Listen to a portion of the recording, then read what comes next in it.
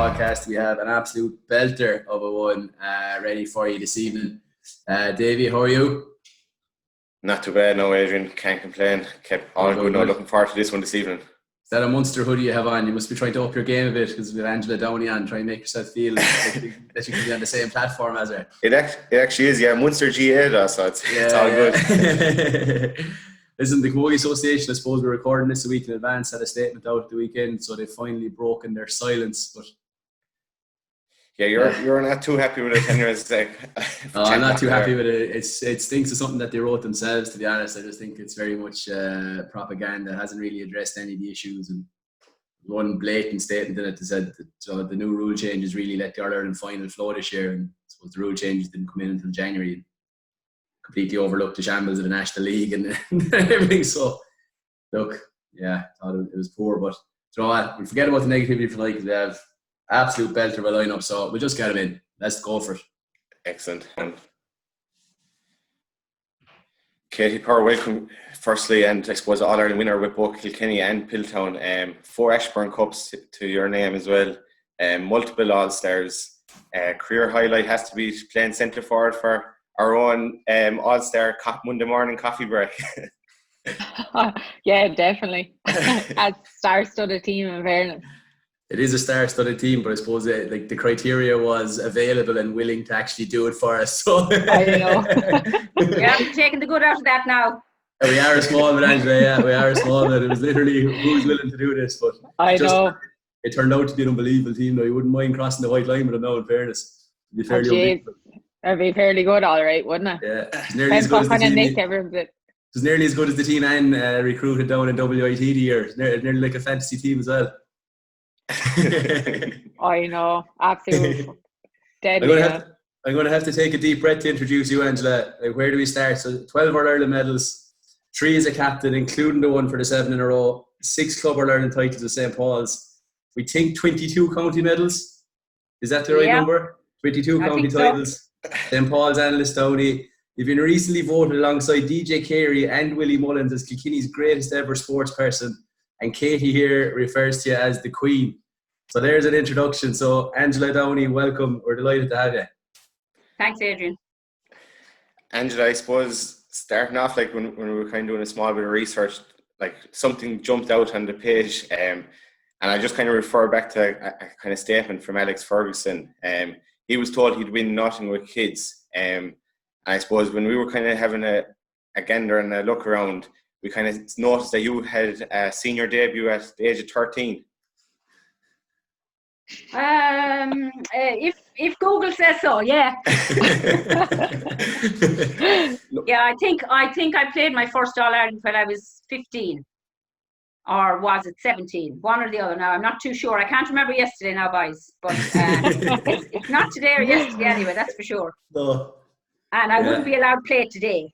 Yeah, at the age I was then. I do know that for a fact. Yeah, but that's just phenomenal. Like it's again. It was probably a small bit different times, but it's still unrecognizable. Like nothing will ever happen like that again. Like it's a phenomenal achievement. First of all, for starting your inter-county career at the age of 13. Like you weren't even on declaring the 14s at 13, Davey. The fact my father was involved as well, I suppose, helped, and he had been a hurler. So I suppose I don't know if you're good enough, you're young enough. If you're young enough, you're good enough. Whatever way they say it. Yeah, you know, 13 is still father or no father. I don't think the record you have, he could be accused of nepotism somehow. I don't think there was any favoritism there, Angela. Well, yes, I was always Shem Downey's daughter. Yeah. And in latter years, then we used to kind of say, well, this is Daddy. He's Angela Downey's father. You know. Yeah. Well, I tell you one thing. My father has greyhounds, and we grew up around the coursing scene and the dog tracks and stuff like that. And he used to always refer to your in-laws as Angela Downey's in-laws. That's what they were known as in Limerick. So your fame spread across the county. But look, you mentioned know the ground, so you do. We do, sure, yeah. I'd say we probably took money off them over the years, and they I took was money just off us about to over the say years. Yeah. Did you take it from them, or did he hand it over to you? What way did it go? You know yourself now. It kind of breaks even, Angela, doesn't it? Like you never win or lose in that game. You know yourself. But millionaire today and a pauper tomorrow. Mugs game. Mugs game. That's why we're involved in it. All the best people are involved in greyhounds.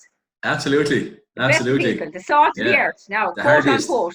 The hardiest anyway. You'd want to be going up a course in field in November. Absolutely. Well, I know Ted Brown got out of the bed every Saturday and Sunday faster than he ever got out of it any day to school. That's for sure. That's it. Yeah, and you couldn't be late for coursing, but it didn't matter whether you were late for school. Exactly. But I suppose you said there, Angela, Shem Downey's daughters, like obviously you didn't lick it off the stones. So like how aware of he, as you said there, growing up, like of how big I suppose a name Shem was in the hurling world in Kilkenny? Oh sure, listen, there were different times, I suppose, there was no social media, there was very, very little else going on other than the GAA, and all we ever wanted to do was to be involved, and emulate some of the hurlers we'd seen, some of the camogie players. Everything revolved around the game, really. If we weren't playing ourselves, we were going to watch somebody else play. Whether it was hurling or camogie, there was always Sunday dinner kind of went by the board for many the year because it was clashing with camogie or clashing with hurling, and it was our life really. As I say, everything revolved around it, from work, college, marriage, babies, holidays, everything. I have a young lad that gave out to me when he was in his last year in Kieran's that he was over age. The year before, I think they brought in whatever age they brought in, and he said, "It's all your fault, Ma." He said, "Because you got pregnant at the wrong time." And I said, "Listen here, bye." I said, "You're lucky you're here at all." I said, "Katie had to wait for 7 in a row before she arrived, so you're lucky you're here at all." I know if he was a greyhound now, Angela, he'd have waited a couple of months before he got a look at him. He'd be the right side of it then. Yeah. But Angela, so again, back to the start of your inter-county career, like what was the interest levels in camogie like in Kilkenny? Because I don't think were in an All-Ireland final before that. So just how well were you looked after in that setup? Well, in fairness, Paddy Grace would have been the secretary at the time in the GAA, and I must say now he was top class. Anything we wanted, we got into Nolan Park like when it was unheard of to get into Nolan Park when we come up to an All-Ireland, and we always went up on the train, and he made sure that was paid for, and we stayed up, and he really did. There wasn't an awful lot of money in camogie, but I must say, when we came back, there was always civic reception, and the lorry was always brought out, and it would stop en route down along. It always stopped in Ballaraggett and stopped wherever people were involved, en route. That I must say now, I can't say a bad word about them. They were always gave us 100%.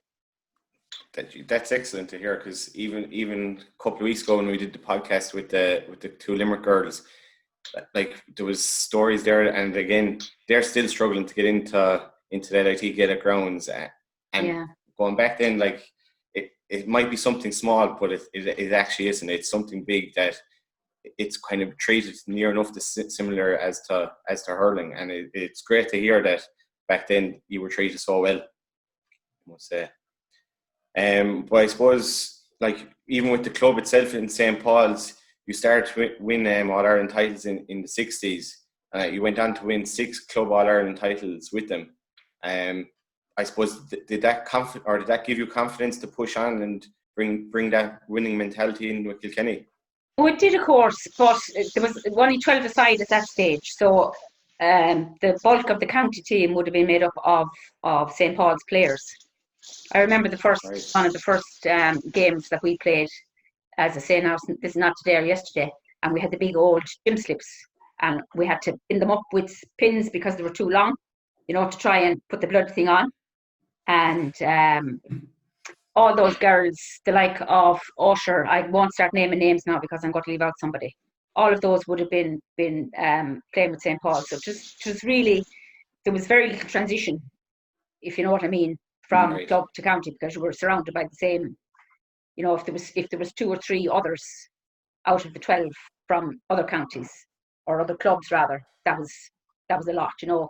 It in latter years then, of course, a few more clubs became involved when St. Paul's disbanded. St. Paul's were basically, I suppose, a city-based team comprising, say, country girls. There was no club in Ballyragget, there was no club in Clara, there was no club in, you know, lots of the small outlying parishes. So those girls wanted to play camogie, so, you know, Mary Conway would have been involved heavily, Newly Duncan, those people, Easy Brennan getting the club going and keeping it going, you know. That's why disbanditure, because there was no, you know, there was no juveniles coming up. It was, you know, once we finished, that was it, like. Right, and then you went on with Lisdowney and won more titles with Lisdowney as well. Yeah, well, that was special in ways. Again, to be eligible to play county, you had to be obviously a club player. So Lisdowney is the next club up the road. Now it's different with hurling. Ballyragget hurling and Lisdowney hurling now, they're red rags to bull, but there was no camogie team in Ballyragget, so it was only natural, I suppose, that we would play the running a mile and a half up the road, you know. And must say, was there a scramble on the transfer market for yourself and Angela, or self and Anne now when St. Paul's no, there was no debate. There was no debate. We were always kind of going to go to. Well, Anne was living in Ballyragget. Anne still lives in Ballyragget, so I was in town at the time in Kilkenny. So it was, you know, foregone conclusion kind of thing that we wanted to play. It was Lisdowney. There was no other club came into the reckoning, you know. I suppose it wasn't long then until Anne joined you in the county panel, and you went on an incredible run. It's an amazing stat that every one of Kilkenny's All-Ireland titles you've had a hand in it, either as a player or part of the management, which is a phenomenal stat. Twice yourself and Anne were joint players of the year, which is a very unique thing to happen. And 5 times you were captain of Kilkenny, including, I suppose, again, a unique thing that you went back-to-back in 88 and 89. So you had twin sisters being the captains of the All-Ireland winning teams 2 years in a row, which is a fairly phenomenal thing. Like, you've had an incredible career, but I suppose it must make it just that extra bit special that you're able to go every step of the way with Anne as well, I suppose, as your twin sister. Absolutely. The first year, I think, was the only year that we kind of worked together. And Anne would have played them when she came on. She would have played centre of the field or in the back line, but she was really the powerhouse of that team. You know, all I had to do was finish the ball. She knew what kind of a ball. They all knew what kind of a ball I liked because I was sick roaring at them, you know. And I suppose playing together for so long, we had a little bit of telepathy between us, and she knew where I'd be, and I knew, you know. As I say, she was a real powerhouse of that team, and didn't get the credit I thought throughout the years that I would have got. As I said, it's always the forward gets the player of the game, or, you know. But, Davey's smiling because he knows well. I've coached a few teams now where Davey didn't do a whole pile and came up with a lot of credit as well. Yeah, that's why he's smiling up there in the corner. You know as well what you're talking about. and rightly so. I think so, Angela. That's the only thing.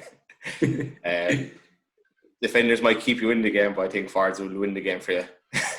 Jesus. Well, I suppose if you don't get the ball, you can't do. You know, you can't finish if you don't get it delivered, and somebody has to deliver it. You know? Yeah, but I suppose within that dominance, like I think you won 7 All-Irelands in a row between 85 and 91. And like, I'm hoping to get a bit of insight from, we'll say, the mentality of you. Like, how did you keep coming back and wanting more, wanting to keep striving to be the best you can be, or what motivation had you?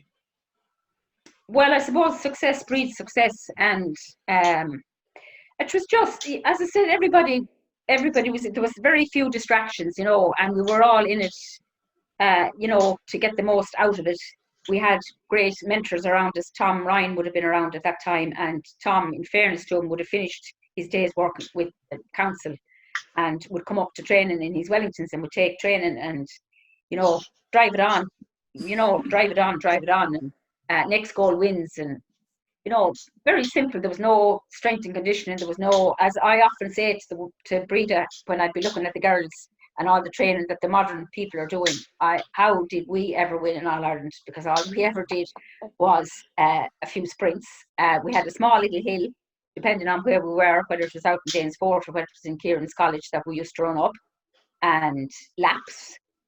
That was it, like, you know. And I suppose we did a lot of ball work, and we always played a game. You know, we always played backs and forwards. We always played games, and backs would be forwards and forwards would be backs. And, you know, we just, as I said,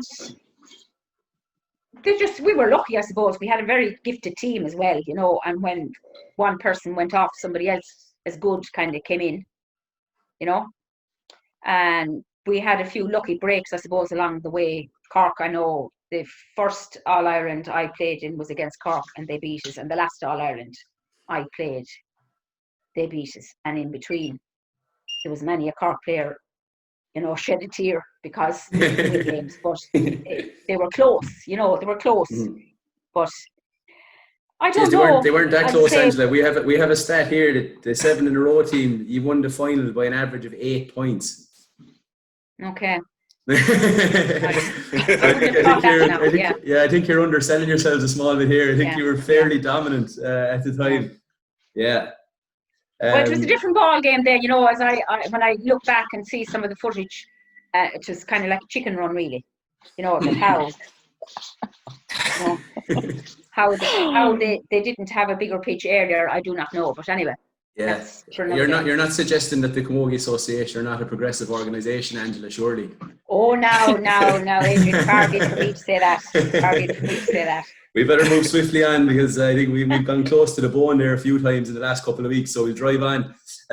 Katie, you're obviously, or I presume, too young to have any real, I suppose, living memories of Angela's team, but when you were starting out as a player, like, how aware were you of their legacy and what they'd done for Kilkenny Camogie? So we were definitely too young to ever have seen them hurl, but we were completely in awe of their legacy. Like, we would have never seen videos or DVDs, or obviously there was no social media back then, so like we hadn't even seen clips of them. All we just heard about was this great team, then the Downeys, and then the more you become involved in Camogie, I suppose, the more aware you became of how surreal that whole 7 in a row was, that whole team. And then, you know, when you came in through the county ranks, and then like you literally get trained by those people, it's crazy. Like, you have so much admiration for them. And I think, you know, the way since Anne came back in 2016 and Angela and Breda came with her, like, anytime anybody was interviewed, like, Anne wasn't brave enough to say that, you know, how much respect we have for the three women. Like, you know, they help us out in so many ways. So we weren't brought up with it because the majority of the team now are too young to ever have seen them play. But geez, they'd be giving us a bit of an ear bashing about it sometimes, about geez, how great they were, and we've only won and they've about 1 million. So they rub it in a nice bit, in fairness to them now. Yeah, you might have won more if you'd have started at 13 instead of 16. So like, you probably left it a bit late joining the county panel at 16. I know, yeah, geez, it's imagine that, like. But I suppose, Angela, like, you won your last title in '94, as you said. You lost in '95, but you probably didn't think, I suppose, walking off the field in '94 that it'd be another 22 years before Kilkenny would win the Camogie All-Ireland again. It was probably unimaginable at that time. So. Absolutely crazy. Absolutely. You know, and it's only when you look back, you know, you don't appreciate the things at the time. But that was, now they were unlucky, 1 or 2 All-Irelands, I suppose, as well. But God, it's a big gap after being so dominant, you know. And it wasn't that the effort wasn't being put in, or that the talent wasn't there, you know. Just, I don't know what went wrong, but you certainly wouldn't have said it's going to be that 22 years. No. Mm-hmm. Well overdue, and unlucky not to win 3 in a row, you know.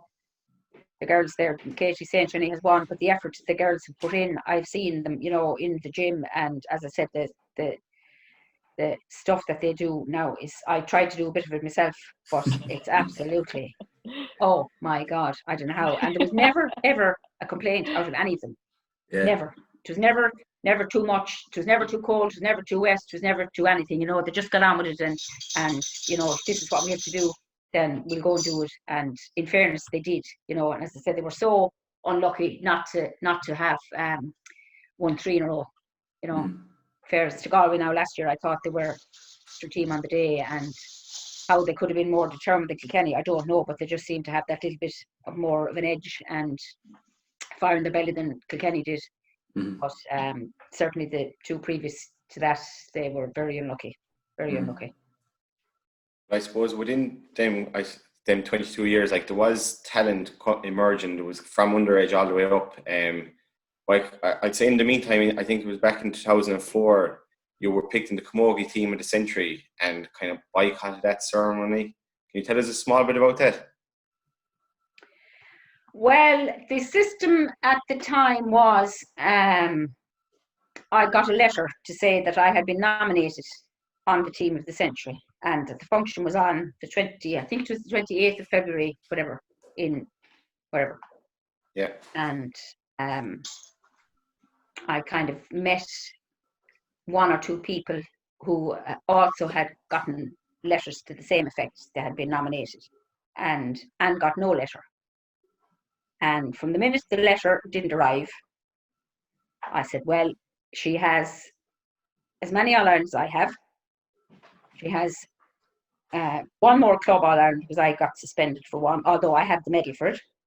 We missed that in our research. Is that a better story than a better question than the one we just asked? Oh, it might be, might be. She played international squash. She played hockey, you know, and as far as I was concerned, she was a much more rounded hurler.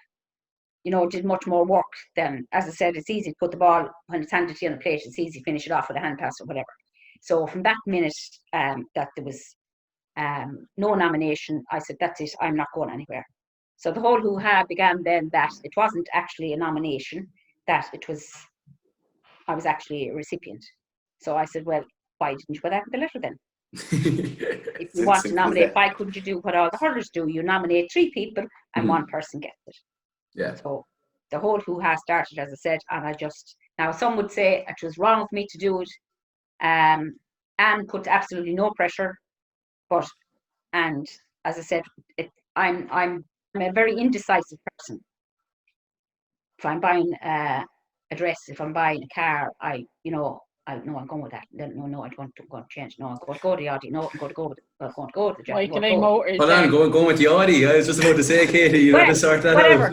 Whatever. Well, somebody suggested to me, before I ever even drove it, somebody suggested to me, what about a Q3? I said, Q3, never heard of it. And then when I saw it, I said, I like that. And anyway, that's beside the point. But decided there and then. Is anyone from Audi listening? Give us a shout there. Well, I don't have it sponsored now like some other people who are up there in the top right-hand corner of my screen. I'll try my best to tell her a good one. Yeah, I might come back to you. You might do better. Anyway, I had decided that week I wasn't going, and I didn't go. Yeah. Look, you're dead right. I mean, I think we were talking about this a couple of podcasts ago, is like these selections, even the All-Star, I think the All-Star system is completely flawed. It's just, it doesn't give recognition to the players that deserve it. And so I think, look, you're obviously, it felt right at the time to do it and you stuck to your guns, and it probably gives an insight into why you were so successful, that you decided this was a slight and you stuck by it, and that's it. It's probably an insight into the mentality of why you'd won so much. So, we certainly won't be arguing with you anyway, but I suppose in the meantime then, look, Anne had a stint as the Kilkenny manager. She took over WIT, and I suppose sure enough the winning touch was there again. And Katie ended up with arguably one of the greatest Ashburn teams of all time. We spoke about Ursula Jacob on the podcast here, the very first episode. And when you read back through that team, it's like, it's absolutely phenomenal. You look at the Kilkenny players, first of all, it had yourself obviously a wing forward, Colette Dormer, and Dalton, who is my favourite player, by the way, of all time, class. Denise Gall and Michelle Quilty. And then outside of Kilkenny, you had Trish Jackman, Marie O'Neill, Katrina Park, and Ursula Jacob. And that's like, that's phenomenal. Yeah, unbelievable. There was a good blast of us that came in, like, in the first year. Did you know? I see. This is the question we asked Ursula now. Is like, were you all in college at WIT at the same time? Tell the truth. We now. actually were. No, in fair, sure, myself and Gaul are like the same. Like, there's only a month or two between us, so we did the leaving the same year. And then, like, Trina Park, same age as us, obviously. Trish Jackman, Sarah Fitzgerald from Laois.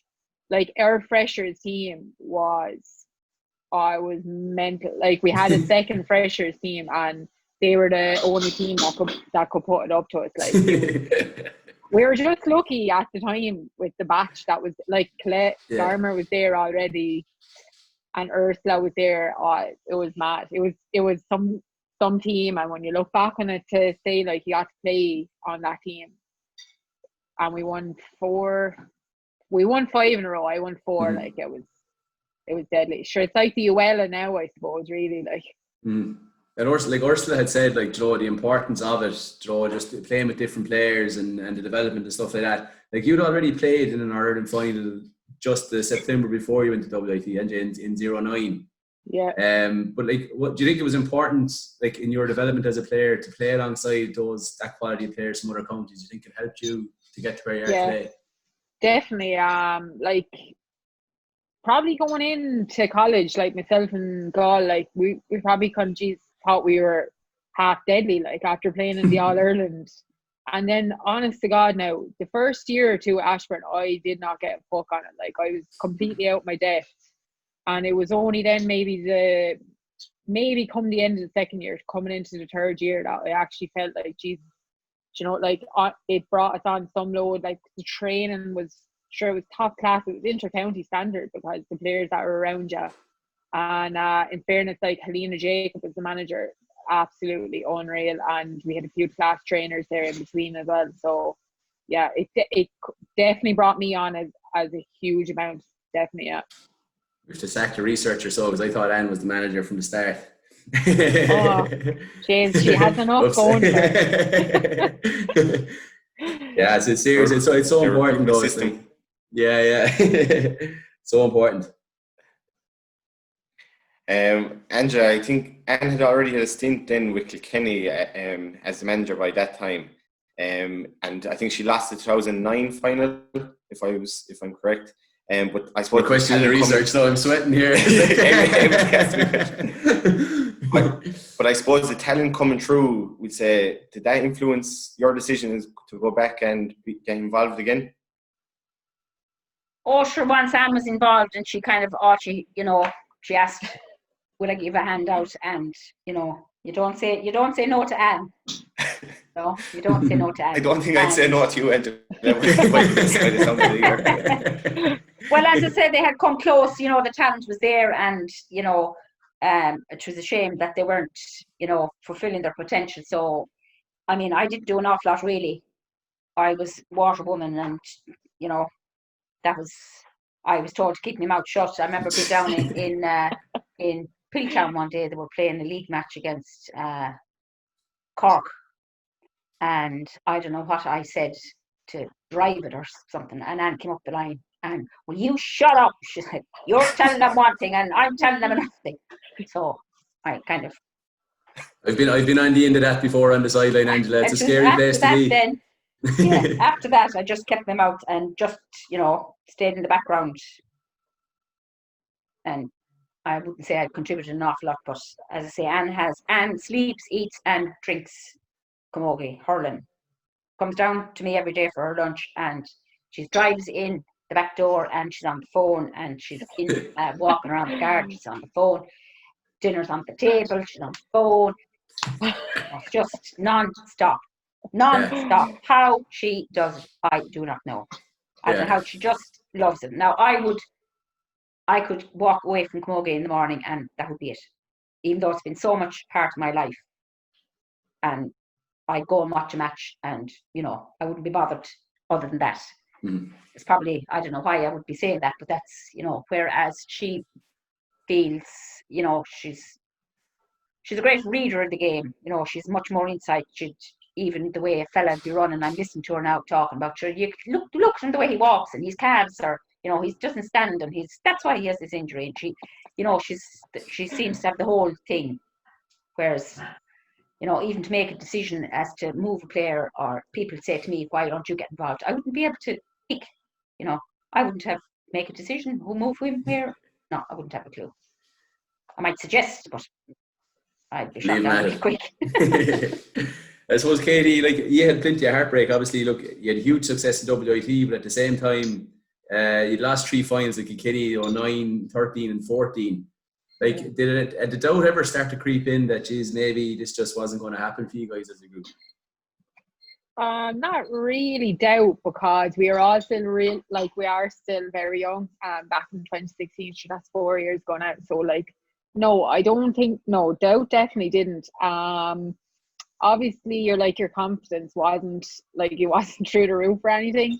And in fairness to Anne, and even like Angela, Breda, and let's say the management that came in that year, every training they told us how great we were. Before and after every match, like they just bled into us how, like, we knew we were good, but we just couldn't obviously get over the line previous to that. But they just really just put so much faith in us, love as well. Like, I know that's probably a weird word to say, but the way that like the 3 women came in, like when they would praise you, you would feel like you can walk on air.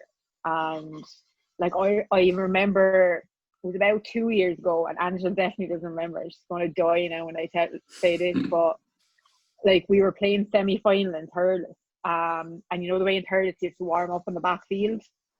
So like I was really nervous, and Angela, I don't know if she noticed I was nervous or whatever, and she came up to me and she was like, "You're wearing my jersey now today, like number 11." And like I'd say I had never scored a goal before that for Kilkenny, and I definitely haven't scored one after, but like just something so small like that, literally, like you feel like you're Henry Shefflin, like, and that's kind of what they brought into the setup. And like it wasn't just me, it was everybody, to be honest.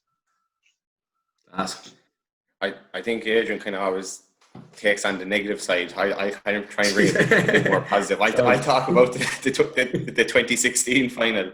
I suppose in the group stage you were beaten by Galway, but then you kind of got the revenge come the final. But like that was a classic match. Can you just describe how it felt playing in a game like that? It was free scoring. I'll give you the positive there, David. That was the semi-final. I'll give you the positive. Sorry for the negative. Oh yeah, that was, I remember that. That went to extra time semi-final that year, didn't it? Mm-hmm. Yeah.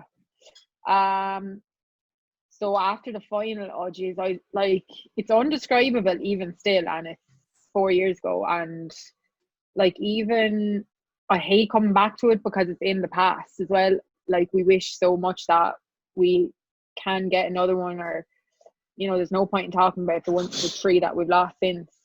But like what Angela said at the start of the podcast there about, it's only kind of afterwards that you learn to appreciate it. And don't get me wrong, we appreciated it so much at the time, but thinking back now, I think we were just probably so caught up in the whole 22 years. As like on a personal level, I definitely didn't enjoy it as much as maybe I'll never get to enjoy another one again. But if I do, Jesus, I am going to cherish every minute of it. Like, you know. Was it more of a sense of relief more than anything, I suppose, that the pressure was kind of off after the few defeats and the long time between the last one as well? It was a mix of everything. Relief, literally euphoria after the matches. Like, you'd see the pictures, and it was very emotional for some people. I think like the fact Anne was the last captain and now she was back and she was the manager, there was a lot about that at the time, and we were trying to create kind of like nearly a culture within Kilkenny with like underage. So like we did a huge amount of going around to schools with the cup, like doing camps and stuff. Just we were trying to build Kilkenny camogie like from the underage roots, whereas like when Angela and them were playing, like we don't remember any of that, whereas we wanted to make sure Kilkenny camogie, I know it sounds corny and everyone says it, but it will be in a better place in a couple of years. Like when Angela and them finished, like it was 22 long years since anyone else won, whereas like obviously we don't want that to happen. So I think we did get a small bit caught up in trying to do that, whereas we could have just maybe enjoyed it a small bit more. But please God, we might get that chance some other day. But as you said, it's an important thing to do for, we said, the younger generation, to help them, guide them, and see that there is success at the end of there is a possibility of success at the end of the road. Because if you didn't do that, kind of building from the grassroots again, it's just going to be a harder job without success. I know. Yeah, like when we were growing up, like our heroes were all the hurlers, because they were always winning, and we were always brought to the hurling homecomings, and there was never anything like, oh, who's your favorite player? It wasn't a camogie player, it was a hurler. So like we wanted to kind of make sure that didn't happen in Kilkenny, and don't get me wrong, it was brilliant, like, and it hopefully will reap the rewards for it, but just on a personal level, like, if I wish I enjoyed it a small bit more at the time. It'll be our days, Katie. I suppose the homecoming in Kilkenny, you just mentioned the homecoming, like that, the homecoming you had that night was absolutely epic. Yeah. There was a huge crowd out and everything, and like there was a real sense of feeling that there was a huge amount of goodwill from the Kilkenny people. I suppose how much of that do you think, Katie, was the fact that Angela and Anne were involved, and I suppose the status they had within the county? Was there a lot of the hurling folk were just delighted for them that they'd been able to do it as well? Yeah, it probably did have a big factor. And in fairness to the people in Kilkenny, since 2016, like, I know we haven't won one since, but like the persona of camogie is massive now. Like, there's people coming up to you and they'll be like, geez, well done there the weekend, we were watching it, or it was on the telly, or if it's in Kilkenny, like they might come in and watch it. So definitely since 2016 the profile has risen for the better. Like the fact Anne and Angela were involved, like there is extra media, and like they're looking at everything when Anne and Angela was there, but like, geez, there was actually thousands of people. When you think back on it, like we'd never, like we were genuinely driving down the bus, we're like, nah, there must be something else on, like this can't be for us. And we were shocked with it now. But like, even going back to, let's say, when Angela was talking about the hurling board at the start of the podcast as well, like they are extremely good to us even still. Like there's no hassle, we're always in Nolan Park training whenever we want. Like obviously we factored in around the lads, like food wise, meeting wise, whatever we need, like they're there. And I think the fact that they're so on board with us as well, like that's why there was such a big crowd that night as well. And you've having more, of course, the sponsors, good Limerick man, Brian Phelan, looking after you as well. So we give him a shout out.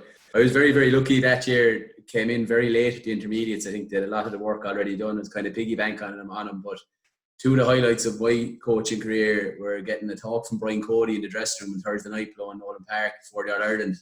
And they just lost the All-Ireland final to Tipperary on the Sunday. So Brian was in no mood for nicety. So for a Limerick man to get that insight into what really goes on in Kilkenny was special. But his at homecoming was absolutely phenomenal. I still get goosebumps thinking about it. It felt like a bit of a fraud, to be honest, because it's like it shouldn't have been on. It shouldn't have been anywhere near it. But it was just absolutely epic. You know, it was something that definitely stick in the memory for a long time. I suppose to go negative again, Davey, as you say, you lost 3 of the next finals. Like I suppose for us on the outside, like it would be a shame, the group that you have, the amount of talent, if I suppose you did only end up with one All-Ireland. And like, is it something you speak about as a group? Is that a big motivating factor for you to try and get a few more on the board, given the talent that you have? Yeah, it is. To be honest, it is very difficult. Because I do genuinely believe this group is better than one All-Ireland. But like you don't know, it doesn't always work out the way we want and the way we hoped. But we don't really dwell too much on it, because what's done is done. Look, Galway they were way better than us than on the day last year, like, and there's no one on our panel that'll say any different. And the 2 years previous were just hugely frustrating. Like, you'd have so much anger after those games because like we couldn't hurl, and then when we could hurl, the decisions. But look, that's out of our control. So to answer your question, we're just not trying not to dwell on it. Try get the best out of it. If it does go ahead this year, we'll see how things go. It's probably going to be a funny championship for every team because, like injury wise, if you start picking up injuries, it's going to be so difficult for any team to kind of reach their potential, and especially after a hectic club, like kind of rushed as well. So, this year we're just going back to the basics, and, what's done is done. We can't change it, unfortunately, as much as we wish we could. And we kind of just want to get away from being known as that team that's after losing so much as well.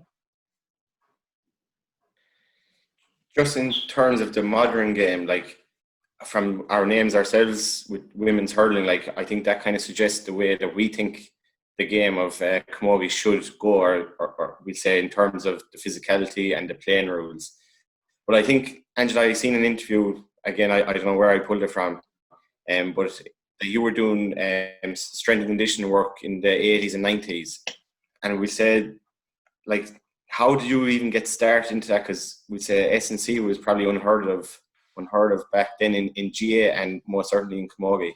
I don't know really, to be quite honest with you. I just I would be a morning person, and I like routine, and we used to just get up that bit early and go into the gym and do a bit, and then I used to go on to work and have my breakfast, and as I said, just built it into the routine. And I always liked training. I never, you find people that they absolutely hate training, but it was never a chore for me, and I suppose, as I said, once we started, we kind of continued, Mm-hmm. Yeah. It's interesting, like I suppose what you talk about there, the work that the lads are putting in there. Angela, JJ Doyle commented it, I think, in the first episode under the direct quote, but I think you might have mentioned yourself, Katie, and a few more just about from when he was finishing up kind of around the 2012-13 and to where you are now, like the difference in the physical makeup of your side. Like it's clearly something you've gone out of your way to focus on, is it?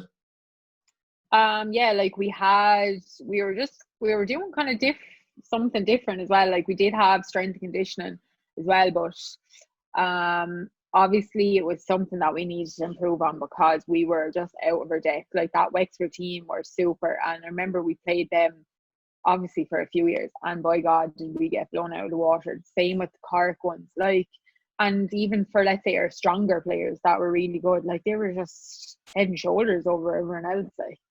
So yeah, we did put a big emphasis on it, and even though we won a few leagues, it's funny, like we actually didn't go out on the pitch a whole lot. We really emphasized, let's say, all our winter training on the strength and conditioning and like body weight stuff, and then we would literally just hurl the league matches the weekend, or if there wasn't a league match the weekend, we'd just train on a pitch the weekend. So the way like the leagues worked out for us was kind of mad in the sense that with very little hurling done, we were just literally doing the S&C, let's say, all midweek, and weren't out on a field because we just felt like we would have had enough time to get the hurling in, but maybe not enough. But yeah, like the makeup of the teams, but I think the makeup of every team, because even like 2012, if you look back on it, and don't get me wrong, like Wexford were a serious team, but like even like, let's say us, the Galways, the Corks now, the Tips, everyone is super fit. The Dublin players,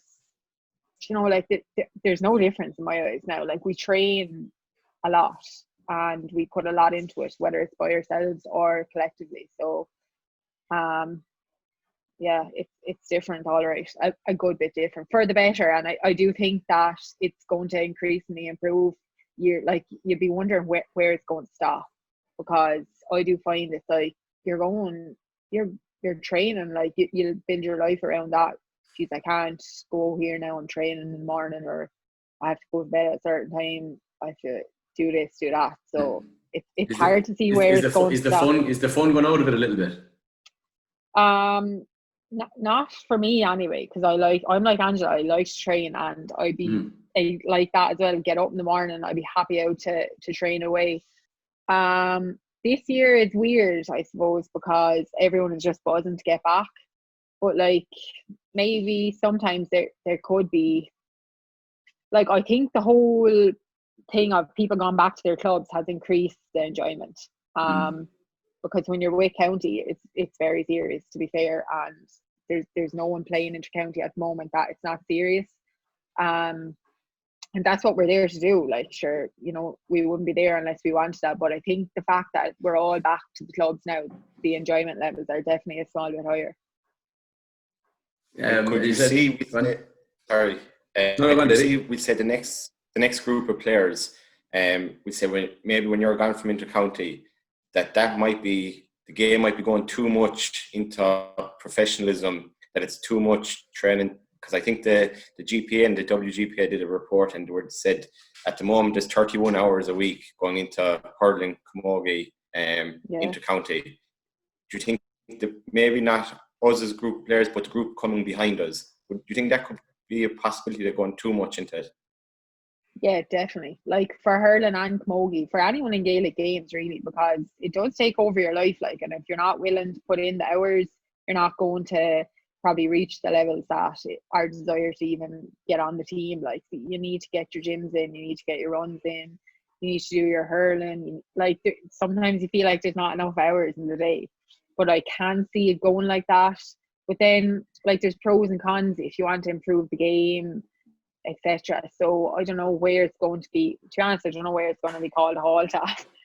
But I like it though. I like to train, so you know, I wouldn't be one to be really complaining about it. So yeah, I suppose it's the big issue, I think, is where there's a lack of communication between maybe the county managers and the club setups and stuff like that. You know, I think, like, you'll have seen it there, Dave. I suppose when you were with Clare, like, we never really put any major demands on you guys, even to turn up at training and stuff like that. You know, and he's like some of the UL guys there, like when we're looking at their schedules for December, January, February, and it's just frightening. Like, there isn't enough days in the week for them. And it's just, as you say, where does it all end? You know? Yeah, I think it's gone crazy. Yeah, do you know? Yeah, I think it's completely, you know, it's... You must see it with Conor there as well, Angela, do you? Like, it's like he's playing Fitzgibbon, UCC, and playing at Kilkenny. It was just crazy stuff altogether, isn't it? Yeah, I'm trying to get a bit of college work done. Yeah, I'm sure that's high on the priority list, is it? Well, you know. Yeah. Who's paying the fees? Yeah, that's it, yeah. I'm trying to keep them fed. Bottomless pit. Yeah, that's it. And you know what, if fate had gone away, maybe he could have been playing a Limerick, so he might have got better looked after. Well, there you are now. Never know. Look, just the last couple of questions, just it's very interesting that you talk about it. I really hope it doesn't get to that point, I suppose, where nearly hurling has gone today, I suppose, where it's a full-time gig, isn't it? But just very quickly, just wanted to ask you about the 2019 final, and not talking about the results, because look, you've talked about the result there, and obviously Galway won, and that's fine. But you made an interesting comment there, Katie. It was a question that we had down, that you kind of felt that you couldn't hurl in the two games before that. And I suppose, look, it's common knowledge, like, that they were kind of free-taking competitions, really, and they weren't let flow. And you definitely, I suppose, the neutral looking in, you came out the wrong side of it. But result aside, was it refreshing to play in a game that had such a flow in it, and kind of you just felt that you could go out and two teams could go out and hurl and see who came out on top, as opposed to any, I suppose, refereeing influences or anything like that? Definitely, yeah. Like, I even found the whole championship last year, any of the games we played was a lot more free flowing, and you'd feel sore after the games. There was a lot more physicality. We played Galway in the first round last year as well, up in Athenry, I think it was, up in Galway somewhere anyway. And geez, that was some tough match as well. And there wasn't a whole lot being blown. And like, it was weird because the first few minutes there was like hits going in, and you were kind of expecting the whistle to blow because that's what would have happened previous. But look, obviously the result was hugely disappointing on our own behalf. But it was great to see camogie actually talked about in a good way after the final, instead of the 2 years previous. They absolutely got slated, and it did no good for anyone. Whereas this year, it was like people could actually show how good they were. That we train all year, like 7, 8, 9 months of the year, to perform in the biggest day. And herself and Cork didn't get to show that the 2 years previous. Whereas, look, like, the game was better for, let's say, the wider camogie in general. And hopefully, you know, I know the rules. I don't know what's going to happen with the rules. Are they going to stay in now from the league or what? Who knows? Like, everyone's kind of asking. But anyway, even if they're not, I presume like they're going to continue what they did last year, just actually letting us hurl. Yeah. And like, geez, sure, we're going to be playing in the winter anyway, so the last thing people want is to stop starting in the winter because it's going to make a hames with the whole thing. But look, last year was definitely a stepping stone. So please God, like we're all athletes, like everyone from the majority of the teams like are. So it'd be so cool to just see us being let play like that. Mm-hmm. I think like last year, spectacle, it was much better. It was, and even I suppose as a member of the management, Angela, like again, just leaving the result aside, because no one likes to lose, but there must have been some small bit of a consolation or a satisfaction in the fact that look, both teams were allowed to go away and express themselves, and you came out the wrong side of it, but it was fairly clear cut, and there was it didn't come down to a free taking contest, like. Yeah. Well, 3 minutes before half time, I think that was our undoing. No, other than that, it was a great game, and it was a great game. Yeah. In fairness to the girls, they came back within 2 points of them, and they made a game of it. That was spoken about for all the right reasons, as opposed to the 2 previous years, which were all negative. No, 100%. And look, I think last year the referees took it up on themselves. I think Liz refereed the semi-final between Cork and Galway and kind of let it flow away, and Ray just took it upon himself to referee the final. I don't think there was any major input from the Camogie Association to that, but hopefully they'll give them a little bit of freedom to just let the game flow, because it is very frustrating. And then you'd see in Ashburn as well. Isn't it a pity when you have to be wondering, what referee am I going to have today? What way am I going to be able to play? Yeah. That's my problem. So that comes to the last question then for you, Angela, and we're conscious now we better wrap it up. But look, like you've played across, you said you don't even remember when you started, but across all the decades, I suppose, like you've obviously seen huge changes in the game from even from the 12-a-side to 15-a-side and all the different things. Where would you like to see the game going, I suppose, being so close to Katie and the lads and having your son playing in the hurling? Like, where would you like to see camogie going, and what changes would you like to see made to the game? Oh, I don't know. I'm disappointed with the audience that we have. That how many people view compared to the ladies' football. I think are leaving us behind a little bit. TG Cahir on board with them. Little, this serious money being pumped into it, and they're reaping the rewards of it. And I love watching the football. And they're so. Whether there doesn't seem to be that much of a difference between the junior, the intermediate, the senior. They're all competent. They're all well able to move the ball. They're up and down non-stop. They're phenomenal athletes. And I've seen how hard the camogie girls train, and just to let them showcase what they can do. Their training. I looked earlier on at the girls on the WhatsApp, the schedule for March, I think it was.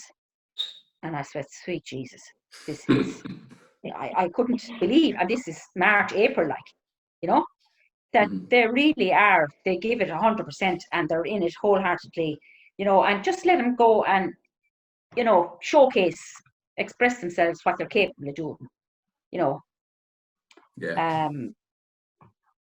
The game probably has to say with the association. And go on, let it out. I do as well. Go on, we start training. Well, I don't. No, I won't start because she won't stop. I might not know where to stop. The most obvious one, and like we've gotten a bit of flack for it, is the most obvious one was we felt that the county games should be played now, because you're talking about an audience there, and like it is difficult because there's only so many sports journalists. There's a lot of cutbacks in journalism and in newspapers and everything like that. And if there's a hurling match on and a camogie match on, they're going to cover the hurling. Like it's nothing. That's the way it is. They get the column inches. There's a massive opportunity. But at the same time, Adrian, at the end of the day, it's only a game. Did you see the documentary on prime time on COVID in the hospitals? I mean, it is absolutely frightening. And I have Connor coming in there now, and he thinks he's invincible, and I'm not going to get it. And even although I won't go there again. There's with him bringing it in, Ted has an underlying condition. I'm not so young myself. They kind of think they're invincible. And what about it if the season has to go by the board? There's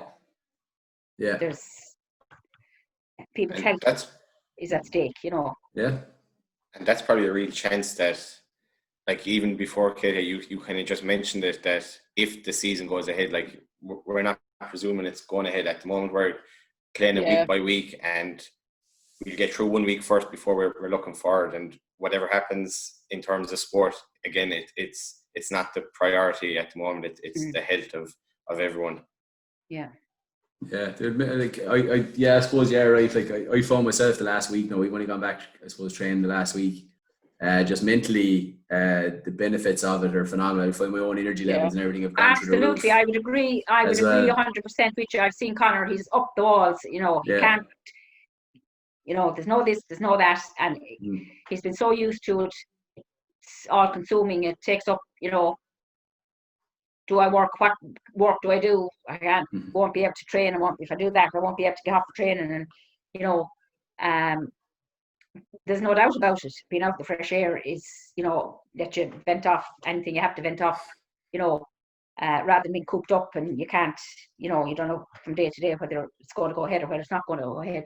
It's very frustrating that way. And I know for people's mental health, it's very, very important to be socialising and, doing the ordinary things that, we all take for granted. But at the same time, it's not the end of the world, if they even manage to run the club championship and the county goes by the board. So what, Yeah. No, you're dead right. And it's definitely a huge boost to clubs. Like, do a small bit of Thomastown there now. We'd 40 out on Saturday morning. I'd say there hasn't 40 people played camogie in Thomastown in 20 years.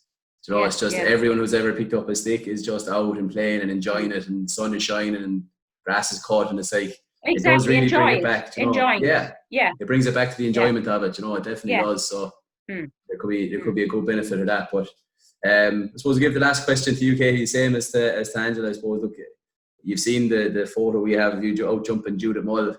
I'd say the tough day that day, you're doing another one of getting torn around the place by Marion Quaid, so it's probably a tough day against Limerick. But look, you're one of the more physical and athletic players in the game. So would you like to see it progressing more towards the hurling than the game that we have at the moment?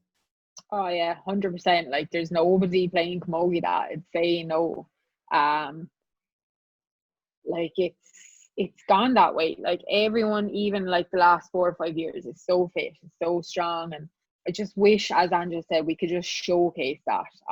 It would improve the publicity. Then I think would go from there. Like, I think it would go hand in hand. If people could see how good we are, then the audiences will come from there. There's no point in saying, oh geez, we need so many people at a match, and the match is cat and there's about 1 million frees in it. Like, they're not going to want to come and watch it then the next day. So just let us showcase how good teams are, how good players are. Like, it's sad to think that like people mightn't have ever seen Anne Dalton play, or like Gemma O'Connor and Eve Kilkenny. Like, maybe they did the last couple of years in a final or semi-final, but like, they're players to be remembered for a long time to come. But just let us play. And I think from there everything else will kind of steamroll on then. To get the product right, the crowds will follow. I think so, yeah. All right, guys, we better wrap it up. We could probably stay at this. All evening. It's been very, very, very enjoyable, and I think maybe, Anne, if we get you chatting off camera, we could get some great stories. I'd say, but we might get pulled off the airways fairly quickly as well if we went to them. But guys, thanks so much for supporting it and for coming on with us. We really appreciate it, and best of luck for the year ahead in whatever format that takes. I suppose hopefully we'll get out in the field at some stage anyway. Peace, Thanks God. a million. And we'll stay healthy, stay safe. Well, thank you.